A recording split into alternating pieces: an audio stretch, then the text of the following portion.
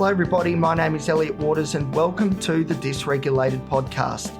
Today is D-Day, or at least D-Day Part A as far as my degree goes. So if you guys aren't aware, I'm currently completing my honours thesis in psychology, and it has just about ruined me. And there will be plenty of episodes dissecting the last 12 months and the impact that this degree has had on me during this time. But I thought today might be a good opportunity to introduce a concept in which I've become very, very accustomed to, and I think a lot of you guys will have as well, this idea of avoidance. So today is all about avoidance and stress, procrastination, all of those great, amazing things. So thank you for tuning in. If you're enjoying the podcast, please like, subscribe, and share. That would be amazing. And let's get into it. Okay, so what is avoidance? Well, avoidance is essentially saying, I have this task that I need to complete, and it is providing me with lots of stress and anxiety. I know what I'll do. Let's do something else that takes our mind off it, and we'll just forget about it for a little while. Now, that sometimes is actually a good technique to employ to regulate, being the dysregulation podcast, to regulate your emotional responses to some things that you need to do. But it's not a good long-term fix. And unfortunately for me, it has been a very, very long-term fix. So avoidance. Let's do it in the context of this presentation that I have to give today. I think that is a very timely example of what this is all about. So I've obviously known about this presentation for the best part of probably 9 months. I did my slides for the first time yesterday, and I present today. Now, that's horrendous, of course, but this is how I tend to operate. And the reason is because my anxiety is so strong and my stress response is so strong that this is the only way that I can function and get these sorts of tasks done. So let me put it this way. Anxiety in the interim for the 9 months has said, you've got this task, but it's going to be too difficult for you to complete.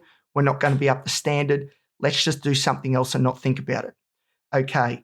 Now, over this time, the anxiety starts to rise. So at the beginning, it's like, well, it's months away. It's not a big deal. And to be honest, at that point, it wasn't. But then more recently, the anxiety's risen more because we know it's becoming a big deal and it's getting closer, and there's no real way out of this unless we want to, I guess, take away this idea that we want to complete this degree and be a psychologist. There's a lot wrapped up in it. So we have to tick this box. So the anxiety gets to a certain threshold, I feel, for myself, and it changes. It's like from avoidance to, holy crap, we need to get this done. How could you let yourself waste so much time?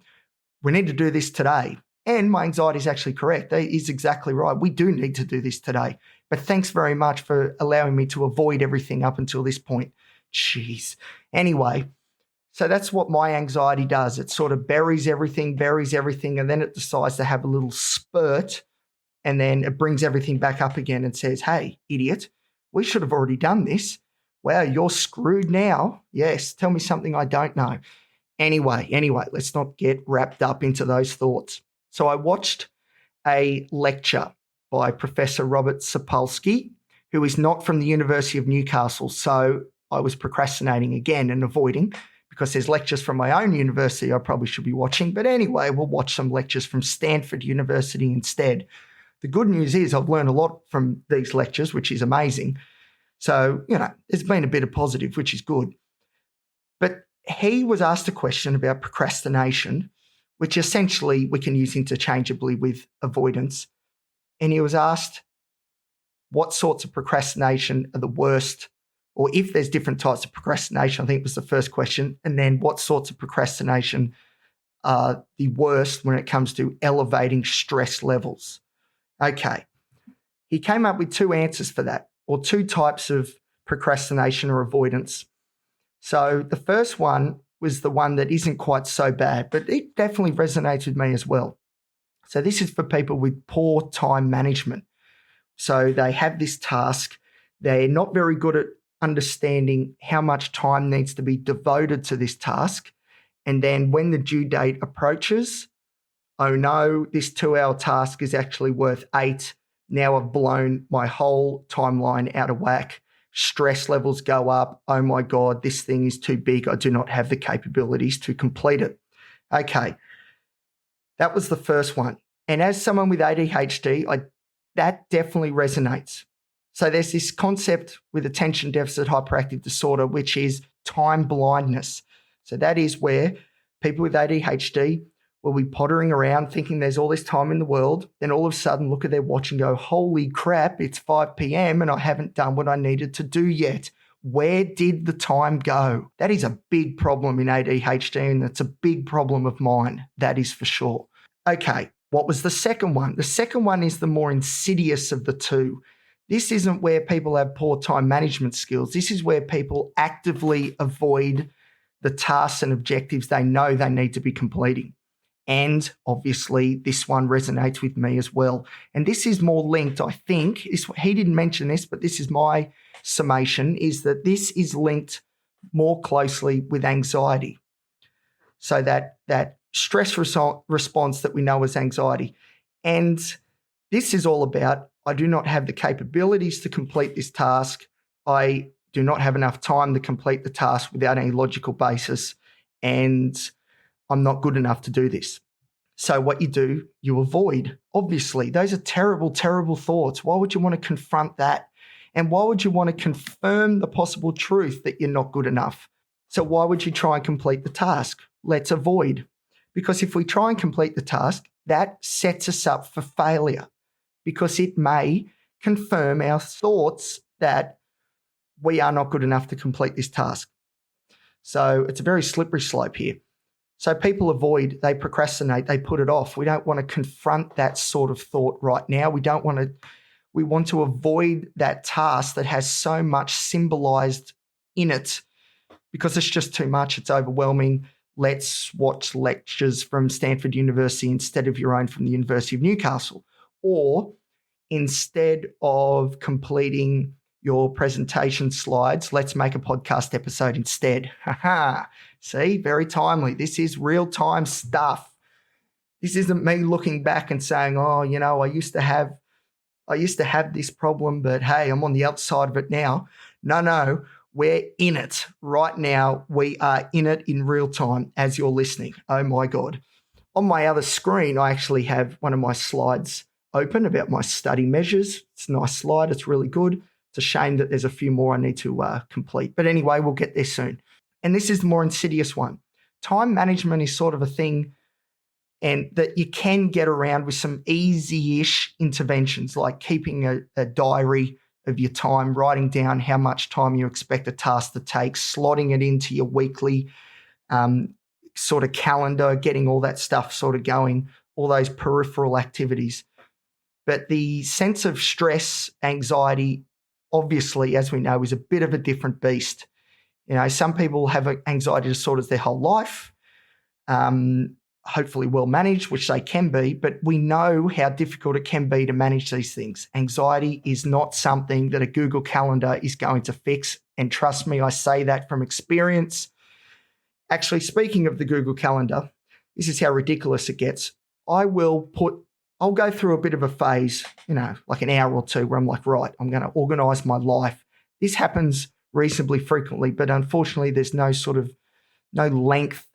significant length to this sort of way of thinking. So I'll get on Google Calendar, I'll put all my things in, everything looks beautiful.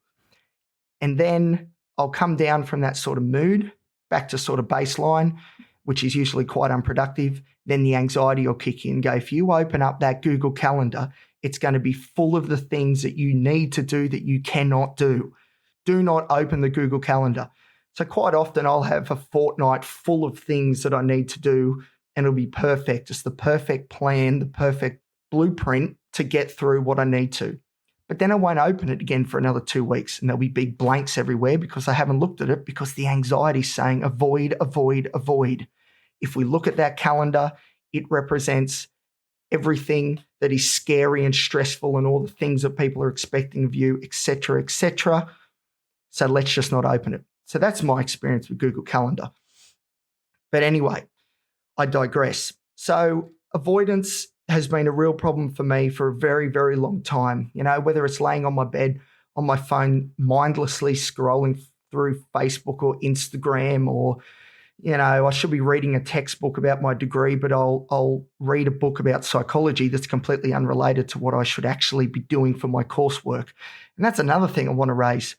So much of my life is dedicated to mental health in some form or another, whether it's living with mental illnesses, whether it's, presenting for the Black Dog Institute, doing the podcast, running the Man Walk, talking to people that need help. It's all great stuff.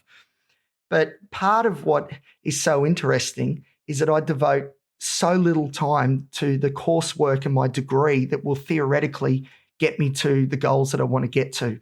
It's amazing how well I am at justifying doing something else that is half related and saying, well, we're not quite doing our lecture slides like we need to be, but we're still doing psychology work. So let's do it. That's fine. All good. And you've got to really be careful of that trap as well. Doing something that is similar, is loosely related, and justifying that is okay. And it can be okay for a little bit, but in the long run, it can cause a lot of troubles. So that's sort of what I'm faced with today. So I've got this presentation to give. I'm doing the podcast instead because that is a bit easier, and it's going to be really difficult. But hopefully it goes okay. If it does, I'll try and get a recording and put it up so people can listen to the amazing research I've done this year. And I do want to make the point. I have devoted some time to this degree and have been able to compile some good research that I think has some implications in the real world, which is important. But there'll be more on that later down the track. So anyway, I thought I'd check in. It's been a few days because I've been extremely overwhelmed because of D-Day 1 and 2. D-Day 2 coming on the 4th of November. So get ready for that episode. Oh, it's going to be a real life meltdown. Can't wait to record all of it and look back and say, geez, look where we've come. We were here and now we're up here. Amazing.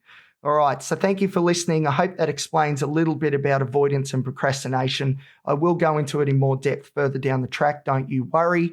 We've got some guests coming on the show soon, which I'm very, very excited about. But of course, I need to get through this next week and a half, and then it's all go. Oh, wish me luck, everybody. Thank you for listening. Have a good one. See you later.